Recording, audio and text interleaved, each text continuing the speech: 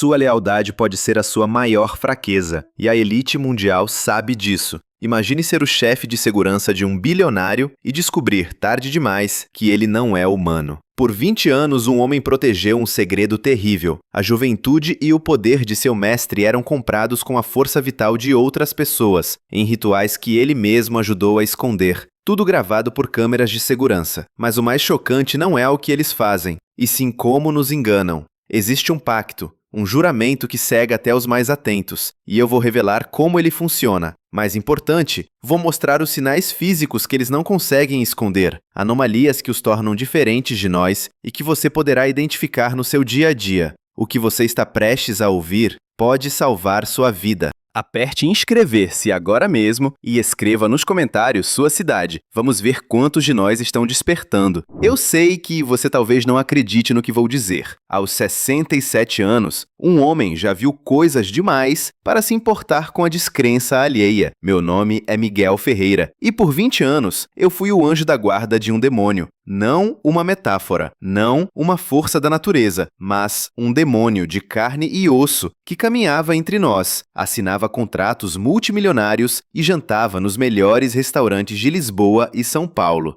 E o meu trabalho, o emprego que me deu tudo e depois me tirou a paz, era garantir que ninguém jamais descobrisse a sua verdadeira natureza. Estou gravando isso porque eles estão vindo atrás de mim e da minha filha, Mariana. Se algo me acontecer, a verdade não pode morrer comigo. Você, que está ouvindo isso agora, não foi escolhido ao acaso. O universo, ou talvez uma força mais sombria, guiou estas palavras até você. E nos próximos minutos vou lhe entregar um conhecimento que pode salvar sua vida, mas que também vai destruir para sempre a sua percepção da realidade. A primeira coisa que você precisa saber, a verdade que precisa ecoar em sua mente como um trovão é esta. Há pouco mais de um ano, em uma noite fria de julho, na sua quinta no Douro, eu vi meu chefe, o senhor Antônio Almeida, um dos homens mais ricos de Portugal, um filantropo com negócios no Brasil inteiro, transformar-se em uma criatura de pesadelo e devorar a força vital de um jovem executivo do Rio de Janeiro. Eu vi a vida do rapaz se esvair como fumaça, sendo sugada para dentro daquela coisa. E vi o Sr. Almeida rejuvenescer 10 anos em menos de 10 minutos. Isso não é uma história de terror para assustar crianças. É um testemunho, a verdade nua e crua sobre a elite que governa o mundo das sombras. Eles não são apenas ricos ou poderosos. Muitos deles não são humanos. E eu jurei proteger um deles. Eu o protegi de rivais, de governos, de jornalistas curiosos de Belo Horizonte e até de caçadores que sabiam o que ele era. Caçadores que hoje eu entendo que eram os verdadeiros heróis. Meu juramento foi selado com sangue, um ritual antigo que eu, um ex-militar cético, considerei apenas uma excentricidade de um bilionário. Mas aquele juramento prendeu minha alma a dele. E agora que eu quebrei para salvar minha filha, as correntes se tornaram laços de caça. Ele não vai descansar enquanto não nos encontrar. Mas antes que ele o faça, eu vou lhe contar tudo, vou lhe mostrar os sinais, as regras, os segredos que eles guardam às 7 chaves. Em uma semana, depois de ouvir tudo o que tenho a dizer, você começará a ver o mundo com outros olhos. Você notará os pequenos detalhes nos homens de poder, a forma como eles não refletem a luz nos olhos, a vitalidade antinatural que possuem. Este conhecimento é uma arma. Use-a com sabedoria. A autoridade do que digo não vem de mim, um velho fugitivo, mas de textos que encontrei na biblioteca dele. Textos que datam da Suméria, do Antigo Egito, e que se conectam a pesquisas modernas sobre energia bioplasmática, que cientistas em Curitiba e Porto Alegre estão começando a sussurrar. Ele não é o único. Eles estão por toda parte. E a pergunta que me assombra todas as noites, a pergunta que agora passo para você é: como um homem de bem, um soldado que serviu seu país, acaba vendendo a alma para proteger um monstro? Imagine o som, não um grito de dor, mas um silvo, o som do ar sendo arrancado de pulmões que nunca mais respirarão. Imagine ver um homem que minutos antes apertou sua mão e sorriu, murchar como uma fruta apodrecida, a pele grudando nos ossos, os olhos perdendo o brilho e se tornando 2 pedras opacas de desespero. E do outro lado da sala, o predador, meu chefe, se tornando mais vibrante, a pele mais firme, os cabelos grisalhos escurecendo na raiz. Esse contraste, essa transferência profana de vida, é uma imagem que o inferno gravou a fogo na minha memória. É o choque de entender que a vida não é sagrada para todos. Para alguns, é apenas alimento. Antes de tudo acontecer, naquela mesma noite, os cães da propriedade não ladravam, eles choramingavam. Um choro baixo, gutural, o som do medo primordial. Eu, na minha arrogância, achei que era apenas o frio, mas agora eu entendo. Os animais sempre sabem. Eles sentem a vibração errada no ar, a presença de algo que viola as leis da natureza. Se você tem um animal de estimação, observe-o. Quando ele se encolher sem motivo aparente, quando ele rosnar para um canto vazio da casa, não ignore. Ele pode estar sentindo a sombra de um deles se aproximando. É uma premonição que a natureza nos dá. Um alarme silencioso que nós, humanos, esquecemos como ouvir. Aquele juramento de sangue, a entrevista bizarra, tudo começou de forma tão sutil como uma teia de aranha sendo tecida ao meu redor. Você precisa entender como eles nos prendem, como eles transformam lealdade em servidão. E tudo começa com um simples pacto. Mas o que acontece quando o pacto é selado não com tinta, mas com a própria essência da sua vida? O sangue é a chave de tudo. Eles me disseram isso no dia da entrevista, mas eu não entendi a profundidade daquela frase. Aquele pacto não era apenas um símbolo, era um mecanismo. E para entender o mecanismo, precisei mergulhar na história que o próprio Sr. Almeida mantinha trancada em sua biblioteca particular. Ele não colecionava apenas arte e vinhos raros, ele colecionava conhecimento proibido. E foi lá, entre tomos empoeirados e manuscritos frágeis, que comecei a entender que meu chefe não era uma anomalia. Ele era o herdeiro de uma linhagem muito, muito antiga. Uma linhagem que não se mede por sobrenomes ou árvores genealógicas, mas por uma corrupção no sangue que atravessa milênios. Encontrei referências a seres que se alimentavam da essência ou prana dos outros em textos védicos de 3.000 anos antes de Cristo. Eles os chamavam de Vetalas. Na Suméria, eram os Ekmu, espíritos que não conseguiam deixar o plano terreno e se agarravam à vida dos mortais. Mas a conexão mais clara, a que me gelou a espinha, eu encontrei em um diário de um fidalgo português do século XVI, um tal de Diogo de Carvalho. Ele descrevia uma sociedade secreta em Lisboa, a Ordem do Sangue Perene, composta por nobres e mercadores que praticavam rituais para colher a vitalidade de servos e escravos trazidos do Brasil, acreditando que isso lhes concederia longevidade e poder. Diogo de Carvalho descreveu com detalhes aterrorizantes como esses homens, após os rituais, pareciam mais jovens, mais fortes, e como seus negócios prosperavam, inexplicavelmente. Ele mencionou o sobrenome Almeida, um ancestral direto do meu chefe. Aquilo não era uma doença ou uma maldição aleatória, era uma tradição, uma tecnologia espiritual passada de geração em geração. Eles evoluíram, deixaram de ser nobres em porões escuros para se tornarem os bilionários em coberturas de luxo em São Paulo, os políticos influentes em Brasília. A crueldade se tornou mais sutil, mas a fome permaneceu a mesma. O mito popular do vampiro que todos nós conhecemos é uma simplificação, uma caricatura grosseira criada para nos distrair da verdade. Eles não temem o alho ou cruzes, eles temem a exposição. Temem que nós, a sua fonte de alimento, percebamos a sua existência. Eles financiaram filmes, escreveram livros, transformaram a sua verdade em ficção, para que se alguém como eu decidisse falar, fosse imediatamente rotulado como louco. É a estratégia de camuflagem perfeita. Eles se esconderam à vista de todos, transformando seu maior segredo em entretenimento popular. E nós compramos, assistimos e aplaudimos, sem nunca perceber que a história real era muito mais sombria e estava acontecendo nos condomínios fechados da nossa própria cidade.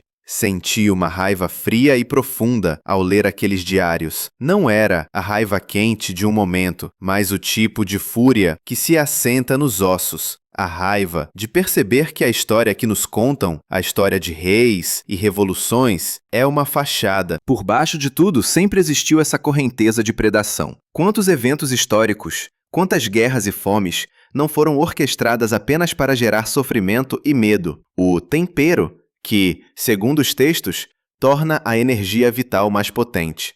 Senti raiva por todos os anônimos, os servos e escravos de Diogo de Carvalho, os jovens executivos ambiciosos de hoje, que foram consumidos e esquecidos, suas vidas apagadas para alimentar a longevidade de monstros.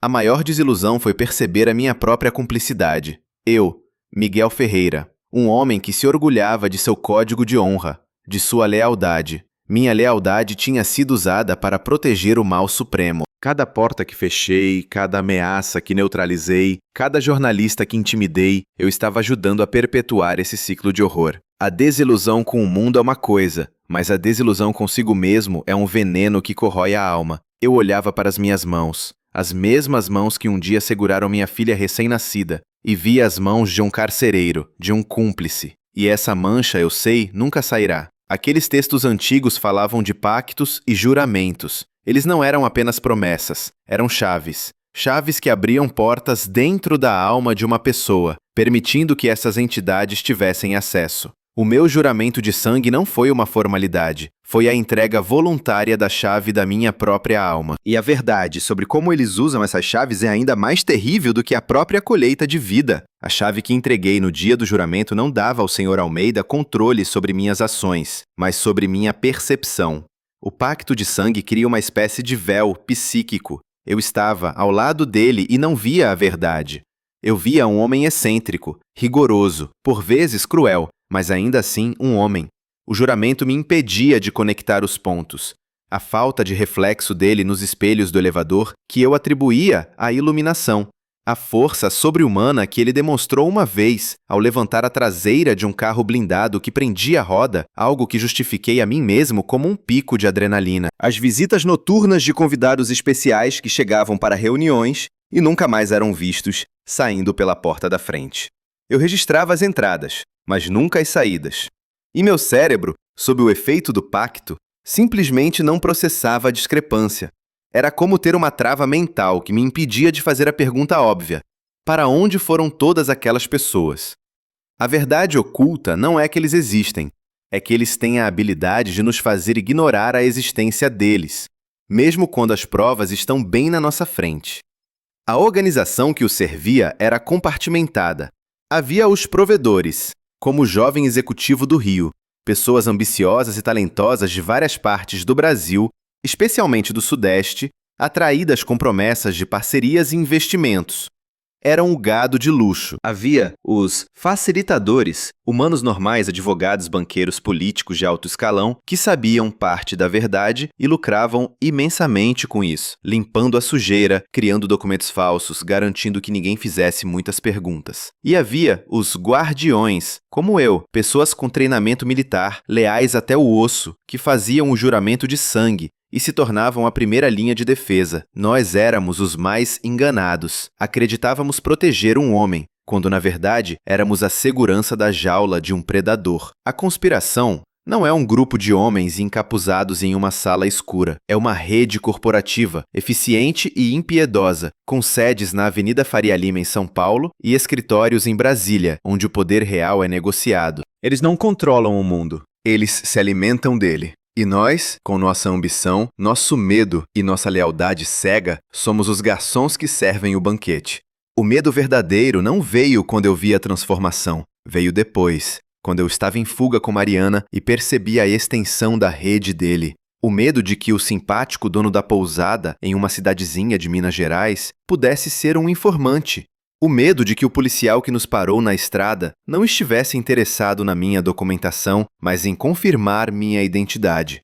O medo de que cada câmera de segurança, cada transação com cartão de crédito, cada ligação de celular fosse um farol sinalizando nossa posição. É um medo paralisante, a sensação de que não há para onde correr porque o monstro não está apenas atrás de você, ele é o próprio sistema. A pior parte de saber a verdade é o isolamento absoluto. Para quem eu poderia contar isso? Meus antigos colegas do exército, a polícia, eles me internariam em um hospício em questão de horas. Minha própria filha, Mariana, no início, olhava para mim com uma mistura de pena e preocupação, achando que a idade e o estresse finalmente tinham quebrado a mente do pai. O peso desse segredo é como estar se afogando em um oceano à vista de uma praia lotada. Você grita por socorro, mas ninguém ouve, ninguém entende. Eles apenas veem um velho louco se debatendo na água. Esse isolamento é a arma mais poderosa deles. Ele nos quebra por dentro, muito antes que seus agentes nos encontrem. Eles não são invencíveis. Eu descobri isso por acidente.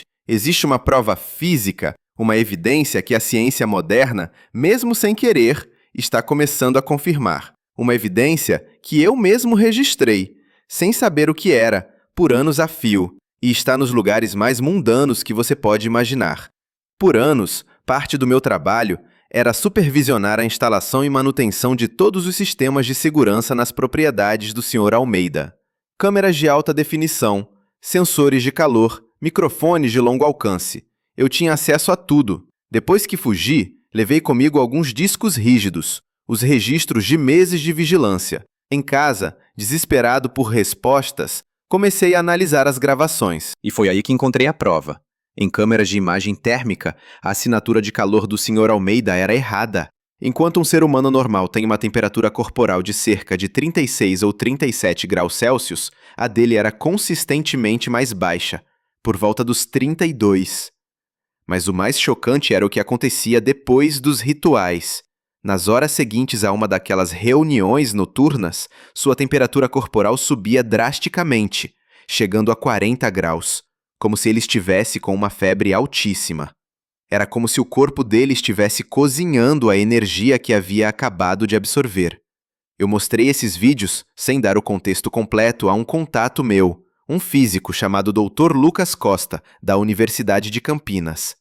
Ele ficou fascinado. Falou sobre termodinâmica, sobre um sistema biológico que opera com uma eficiência energética anômala, quase como uma bateria que passa por ciclos de carga e descarga violentos. Ele não entendeu o que via, mas validou cientificamente a anomalia. Além disso, havia os documentos. O Sr. Almeida tinha um interesse particular em empresas de biotecnologia e bancos de sangue em cidades como Recife e Salvador. Eu encontrei contratos de fornecimento e pesquisa que não faziam sentido. Ele estava financiando estudos sobre a qualidade e a vitalidade do plasma sanguíneo de doadores jovens e saudáveis. Não era para transfusões ou para a cura de doenças. Os relatórios que eu encontrei falavam em potencial energético e assinatura quântica. Ele não estava interessado nos componentes biológicos do sangue, mas em algo mais sutil, na própria força vital que ele continha. Testemunhas. Eu mesmo sou uma. Lembro-me de um caso específico, um jovem programador de Fortaleza chamado Pedro Martins, que foi trazido para apresentar um projeto revolucionário. Ele passou uma noite na quinta.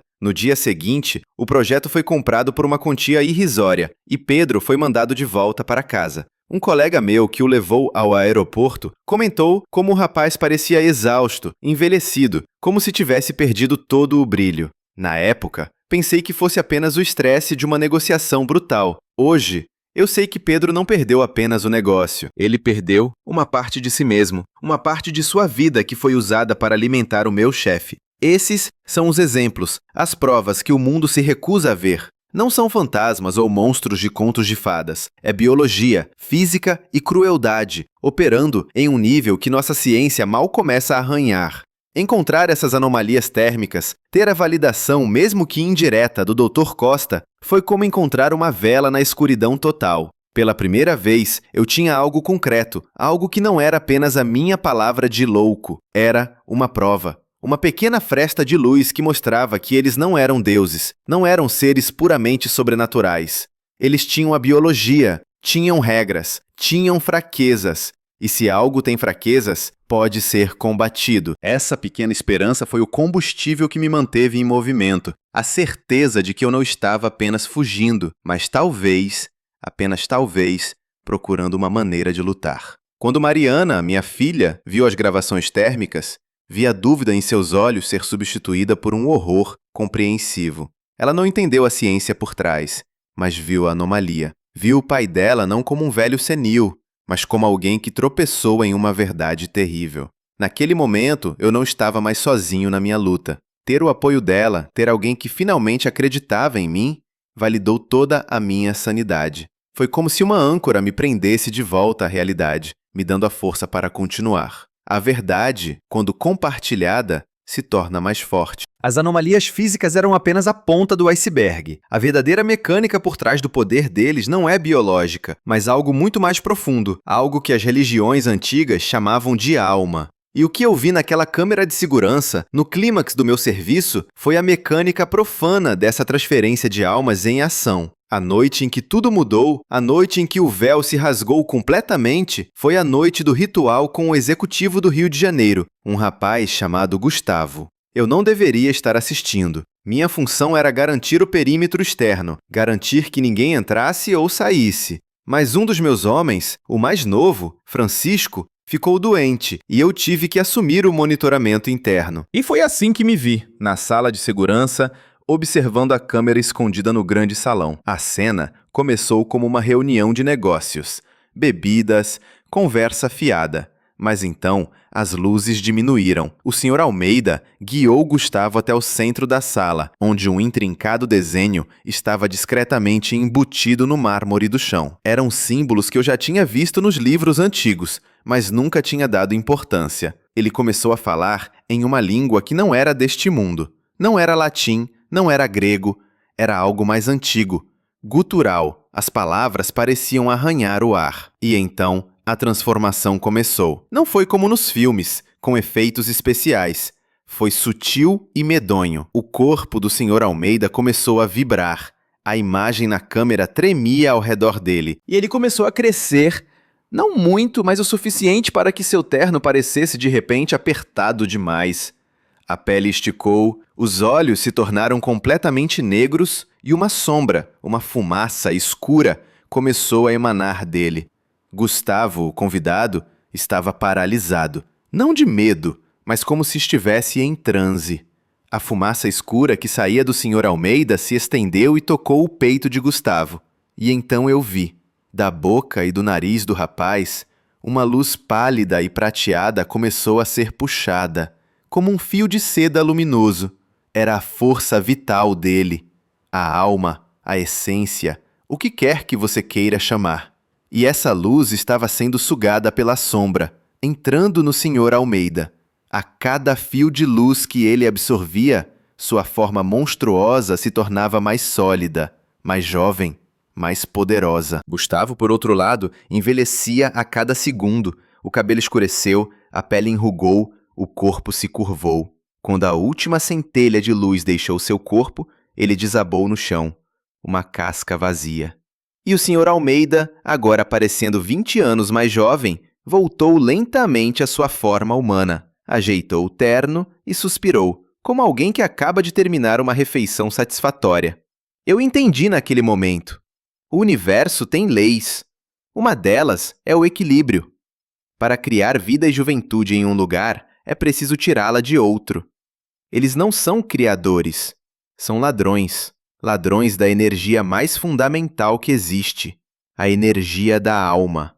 Este é o conhecimento secreto deles. A alma não é um conceito filosófico, é uma fonte de energia mensurável e transferível. E eles desenvolveram a tecnologia espiritual para roubá-la. Ao entender o mecanismo, uma parte do meu medo se transformou em algo diferente. Poder. O poder do conhecimento. Eu não era mais um guarda ignorante protegendo um chefe excêntrico. Eu era uma testemunha de um crime cósmico. Eu sabia o segredo mais profundo deles. E o conhecimento, como eles bem sabem, é poder. Percebi que minha fraqueza era a ignorância. Agora, mesmo em fuga, mesmo aterrorizado, eu possuía a única coisa que eles realmente temem: a verdade. E com essa verdade, eu poderia, talvez, não apenas me defender, mas também expô-los. Esse sentimento de possuir uma arma tão potente me deu uma força que eu não sabia que tinha.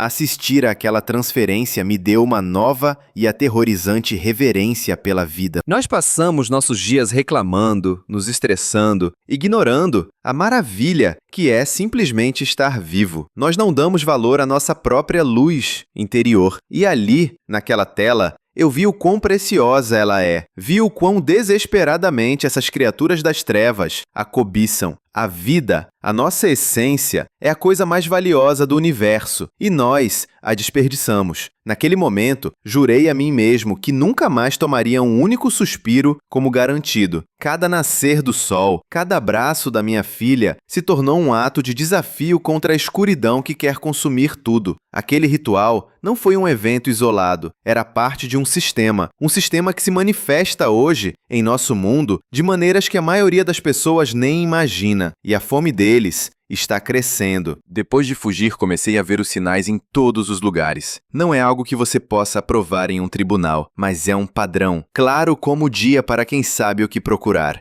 Você já se perguntou por que certas figuras públicas, empresários de tecnologia, políticos e até mesmo artistas parecem nunca envelhecer? Ou como eles mantêm um nível de energia e produtividade que parece sobre-humano, trabalhando 20 horas por dia, viajando pelo mundo sem parar, mesmo aos 70 ou 80 anos? A imprensa chama isso de boa genética, ou estilo de vida saudável. Eu chamo de manutenção. O Sr. Almeida não era o único. Ele fazia parte de um clube, uma rede global. Eles se encontram em eventos exclusivos, como o Fórum Econômico Mundial, ou em retiros privados em ilhas remotas. Eles não estão lá apenas para discutir negócios ou política. Estão lá para trocar informações, para negociar fontes e para se manterem longe dos olhos do público. A relevância disso para você, para cada um de nós, é direta e brutal. A sociedade moderna, com sua cultura de celebridades, com a obsessão pela juventude e pelo sucesso a qualquer custo, é o campo de caça perfeito para eles. Pense nos inúmeros casos de jovens talentos, em São Paulo, no Rio de Janeiro, que acendem como um foguete e depois desaparecem misteriosamente ou sucumbem a overdoses ou depressão súbita. Muitos são vítimas. São os convidados para as festas exclusivas, os protegidos de mentores poderosos. Eles oferecem suas ideias, sua criatividade, sua juventude, sua força vital, em troca de um vislumbre de fama e fortuna, sem saber o preço final que irão pagar. As tecnologias modernas também servem a eles. As redes sociais, por exemplo, elas não roubam apenas nossos dados.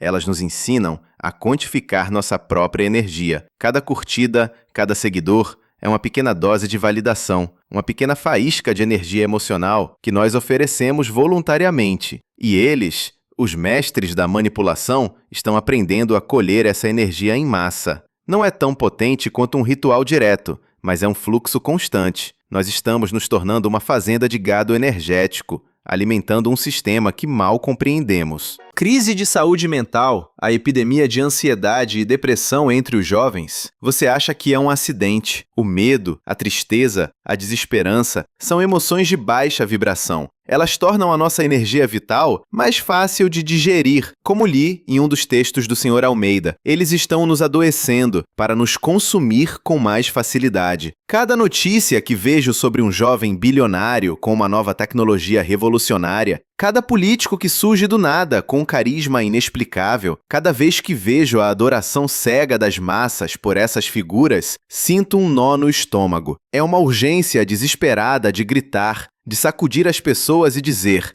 abram os olhos, vejam o que está por trás da máscara. O tempo está se esgotando. A influência deles cresce a cada dia. Não estamos mais falando de monstros escondidos em castelos antigos. Eles estão nos nossos telefones, nas nossas televisões, moldando nossa cultura, nossa política e nossos sonhos. E a cada dia que passamos em ignorância, a teia deles se fecha um pouco mais ao nosso redor. De repente, tudo se conectou. A corrupção em Brasília, a ganância desenfreada do mercado financeiro em São Paulo, a exploração de recursos na Amazônia, a cultura de violência no Rio. Não são problemas isolados, são sintomas da mesma doença. Uma doença espiritual, uma fome insaciável que impulsiona os que estão no topo a espremer o mundo e as pessoas até a última gota, porque eles precisam literalmente se alimentar do nosso sofrimento e da nossa energia. Perceber essa conexão foi aterrorizante, mas também libertador. O inimigo finalmente tinha um rosto, ou melhor, muitos rostos, mas uma única natureza.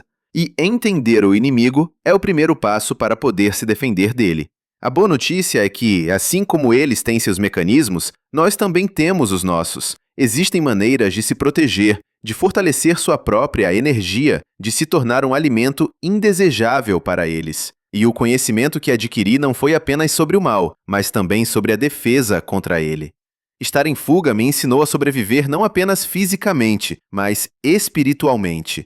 Eu não sou um sacerdote ou um místico, sou um soldado, e um soldado aprende a usar as armas que tem. O que vou compartilhar com você não são feitiços ou magias, mas métodos práticos, técnicas de higiene espiritual que podem fortalecer sua defesa contra esse tipo de influência predatória.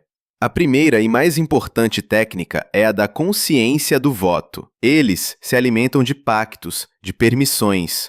Muitas vezes nós damos essa permissão sem perceber. Quando você diz, eu morreria por esse emprego, ou eu venderia minha alma por um pouco de paz, você está abrindo uma pequena fresta na sua armadura espiritual. O primeiro passo é policiar suas palavras. Nunca, jamais, ofereça sua energia, sua vida ou sua alma, nem mesmo de brincadeira. As palavras têm poder, e eles estão sempre ouvindo. O segundo passo é o aterramento. Eles operam em uma frequência vibracional que é desconectada da Terra. Passe tempo na natureza. Ande descalço na grama ou na areia. Toque em árvores. Isso parece simples, quase tolo, mas o contato com a Terra ajuda a estabilizar seu campo energético, tornando-o mais denso e mais difícil de ser drenado. O Sr. Almeida odiava a natureza. Ele tinha jardins imensos, mas nunca pisava na grama. Agora eu entendo o porquê. A terceira técnica é a afirmação de soberania. Todas as manhãs ao acordar e todas as noites antes de dormir, reserve 1 minuto, feche os olhos e diga, em voz alta ou em sua mente, com total convicção, eu sou um ser soberano. Minha energia me pertence. Nenhuma entidade, encarnada ou desencarnada, tem permissão para acessar minha força vital sem o meu consentimento explícito. Eu revogo todos os pactos e permissões dados na ignorância, nesta e em todas as outras vidas. Eu estou selado na minha própria luz. Repita isso 3 vezes. Isso cria um escudo de intenção. Pode não parar um ataque direto, mas fortalece suas defesas passivas e o torna menos visível para eles. Cuidado com os presentes. Eles adoram dar presentes caros, favores inesperados. Cada presente cria um laço de obrigação, uma dívida energética. Se você receber algo de alguém que lhe causa um sentimento estranho, alguém muito poderoso que parece bom demais para ser verdade, agradeça. Mas encontre uma maneira de pagar o favor ou de passar o presente adiante. Não mantenha objetos que carregam a energia deles perto de você. Se você praticar esses métodos, em 21 dias começará a notar uma mudança. Sentirá mais clareza mental, mais energia. Pessoas tóxicas começarão a se afastar naturalmente de você. É o seu campo energético se limpando e se fortalecendo. É a sua luz se tornando brilhante demais para as sombras. No início, eu mesmo duvidava desses métodos. Pareciam simplistas demais para combater um mal tão antigo. Mas quando comecei a praticá-los, com a disciplina de um militar, senti a diferença. O medo constante começou a diminuir. A paranoia deu lugar a um estado de alerta calmo. Senti como se estivesse reforçando as paredes de uma fortaleza interior. Essa confiança crescente não é arrogância. É a certeza tranquila de que, mesmo sendo uma presa, eu não sou indefeso. É a confiança que vem de assumir a responsabilidade pela própria energia e pelo próprio espaço espiritual. A maior dádiva que esses métodos me deram foi a sensação de autonomia. Por 20 anos, minha vida e minha energia estiveram a serviço de outro. Eu era uma ferramenta, um objeto. Ao praticar essas técnicas, eu estava declarando minha independência, estava cortando as cordas invisíveis que me prendiam. Cada afirmação de soberania era um ato de rebelião. Essa jornada, que começou com uma fuga desesperada, se transformou em uma jornada de recuperação do meu próprio ser, e essa autonomia é a verdadeira liberdade, algo que nenhum dinheiro no mundo pode comprar e nenhum monstro pode roubar, a menos que você permita. Mas há uma última revelação. O motivo real pelo qual eu quebrei meu juramento. A ordem que ele me deu, que transformou um protetor leal no seu inimigo mais determinado. E é o aviso final que preciso deixar para você e para o mundo. Por 20 anos eu servi, eu obedeci.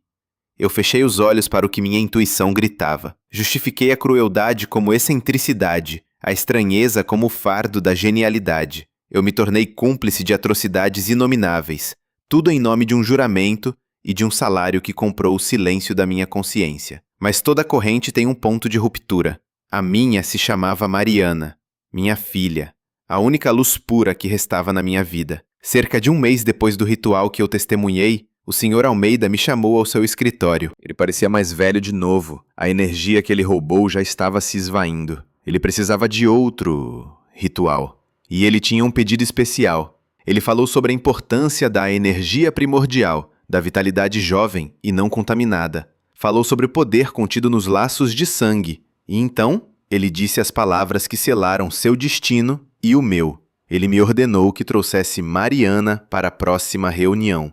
Ele não a queria como funcionária, ele a queria como próximo sacrifício. Ele disse que, como recompensa pela minha lealdade, a energia dela me fortaleceria também, através do nosso laço, que eu compartilharia da juventude dela. Naquele instante, o feitiço do juramento se quebrou, o véu se rasgou em 1000 pedaços. Eu não vi mais um chefe, um bilionário, um ser poderoso. Eu vi um verme faminto olhando para minha filha como um pedaço de carne. Naquela noite, eu não fugi. Eu executei uma extração. Usei todo o meu treinamento para tirar Mariana de seu apartamento em São Paulo, apagar nossos rastros e desaparecer. E agora, estamos aqui, em algum lugar no vasto interior do Brasil, nos movendo constantemente. Este é o meu chamado à ação para você. Não se trata de lutar contra eles com armas. Você não pode. Trata-se de lutar com a única coisa que eles não podem fabricar ou roubar: a sua consciência. Abra os olhos. Questione a autoridade que parece boa demais. Proteja sua energia. Ensine seus filhos a fazerem o mesmo. O mundo está mudando. Uma grande revelação está próxima. A verdade sobre esses seres e seu controle sobre a humanidade virá à tona. Você, que ouviu tudo isso até o final, agora faz parte da vanguarda. Você é um guardião da chama. Sua vida já começou a mudar. Você sentirá uma inquietação, uma nova percepção. Isso é o despertar. Não tenha medo. O conhecimento que lhe dei é o seu escudo. As práticas que ensinei são a sua espada. Você foi escolhido para receber esta mensagem porque sua alma estava pronta para ouvir. Use-a para proteger a si mesmo, sua família e aqueles que você ama. Jurei proteger a vida dele. Não sabia que ele tinha muitas, todas roubadas. Antes de jurar lealdade, saiba a quem você serve. Que a luz da sua própria alma seja o seu guia e a sua fortaleza. Eles temem a luz. Seja a luz. O homem que entrou naquele escritório para receber uma ordem não foi o mesmo que saiu. Em um único instante, o guarda-leal morreu e o pai protetor renasceu das cinzas. Toda a minha identidade, construída ao longo de 67 anos, se desfez e foi reconstruída com um único propósito: proteger Mariana. Essa transformação não foi uma escolha, foi uma necessidade. Foi a redescoberta do meu próprio coração, da minha própria alma, que eu havia negociado por tanto tempo. É uma dor e uma bênção, nascer de novo tão tarde na vida, mas eu sou grato por isso. A verdadeira lealdade não é a um mestre, mas ao amor. Eu não sei quanto tempo me resta. Eles são implacáveis e seus recursos são infinitos. Mas eu não estou mais lutando pela minha vida. Estou lutando por um legado. O legado da verdade. Se estas palavras, esta confissão, puderem despertar uma única pessoa, salvar uma única alma de cair na mesma armadilha que eu, então minha vida, minha luta e minha provável morte não terão sido em vão. Este conhecimento não é mais meu. É seu. É nosso. É a herança que deixo. Não de dinheiro ou propriedades, mas de consciência. E isso eu sei, é a única riqueza que realmente importa. Que Deus, ou o universo, ou qualquer força do bem que ainda exista, nos proteja a todos.